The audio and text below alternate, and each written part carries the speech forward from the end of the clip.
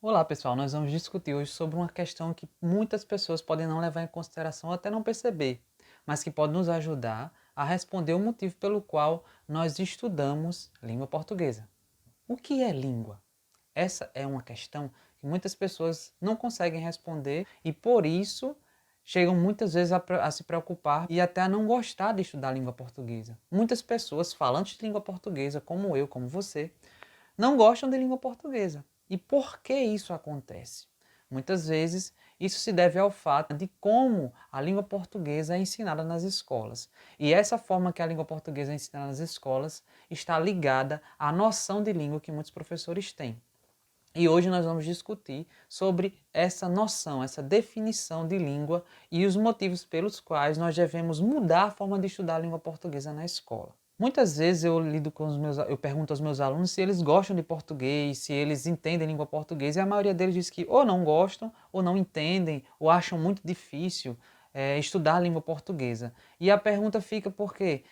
Como uma pessoa que é falante do idioma não gosta, não sabe, acha difícil estudar a própria língua. Se eu consigo falar, se eu sei falar a língua portuguesa, por que que isso é difícil? Porque falar português é difícil para o falante. Muitas vezes isso acontece por conta de a gente pensar que estudar a língua portuguesa é decorar classes gramaticais, função sintática, classificação de sujeito, predicado, oração subordinada, classificação de palavras, adjetivo, substantivo, pronome, estudar classes de palavras, estudar classificação sintática e nomenclatura não é estudar a língua portuguesa, não é estudar a língua, é simplesmente entender um aspecto específico da língua, que é a sua estrutura. E os professores muitas vezes reproduzem essa forma de ensino porque têm em mente uma noção de língua baseada numa teoria linguística chamada de estruturalismo.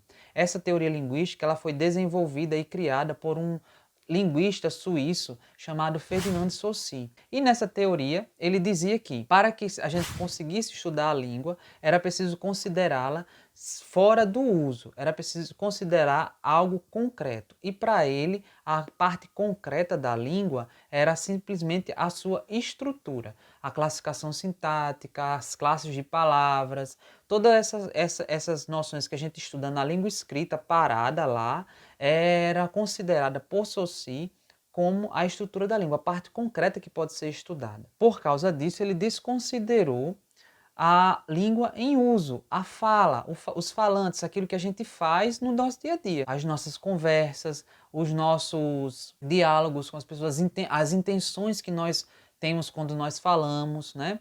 Para que a gente usa a língua? A gente usa a língua para atingir determinados objetivos. Usa a língua para conversar, para convencer, para dialogar, para pedir, para falar, para argumentar. A gente não deve estudar a língua para discutir classes gramaticais, ninguém vai ficar analisando o que você diz quando você fala, se você está falando sujeito, se você está falando um predicado corretamente, se você está usando um verbo intransitivo, se você está usando um verbo transitivo direto, ninguém vai questionar isso para você, mas vão questionar se você está organizando as ideias da maneira que faça com que o seu interlocutor compreenda, se você está atingindo o seu objetivo quando você está conversando com as pessoas. Nessa teoria, chamada de estruturalismo, a língua era desvinculada das suas condições de uso, ou seja, não se consideravam as intenções dos interlocutores, quem eram essas pessoas que estavam falando, em que momento elas estavam falando, para quem elas estavam falando. Então tudo isso era desconsiderado. E você, de certa forma, tira a alma da língua, porque você só usa a língua para comunicar alguma coisa, para dizer alguma coisa, para argumentar, você tem intenções por trás daquilo que você fala. O foco dessa teoria era na morfossintaxe, na sintaxe, na análise das classes de palavras, na nomenclatura, na classificação dessas classes, dessas frases. Então, as frases eram analisadas de maneira descontextualizada, ou seja, elas eram tiradas do seu contexto de uso e analisadas friamente, como se fosse somente um esqueleto.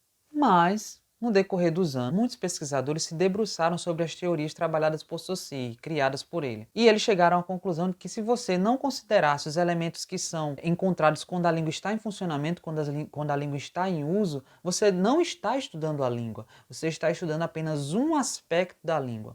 Então, esses estudiosos, eles consideraram que a língua ela é um sistema em si, mas também que ela é um sistema em uso. E você não pode desconsiderar o uso da língua, quando ela está sendo usada, porque é a partir desse uso que as regras gramaticais, as classificações, a maneira de falar, os sentidos vão sendo construídos e até vão sendo gramaticalizados. Então, podemos definir a língua como um fenômeno social, como uma prática de atuação interativa que depende da cultura dos seus falantes. Então, a língua ela vai ser considerada esse sistema que vai depender, é um sistema em uso que vai depender da cultura dos falantes. Então, essa cultura, essa vivência dos falantes em sociedade é que vai definir o que é a língua para eles, quais os sentidos, quais as intenções que podem estar por trás daquilo que eles dizem.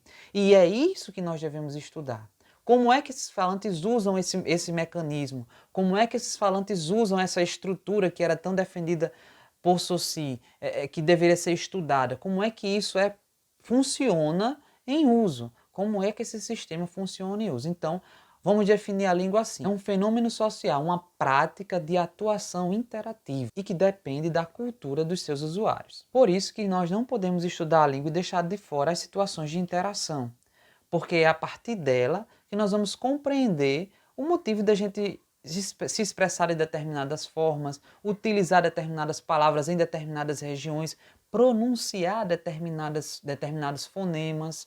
Isso se deve ao fato de que a língua está estritamente ligada à cultura dos falantes. Se nós não estudarmos a língua considerando o seu uso, nós vamos estar apenas estudando um esqueleto morto. E nenhum médico faz isso. Então, como nós somos estudantes da nossa língua, a gente precisa estudar a nossa língua em uso. Então é isso, pessoal.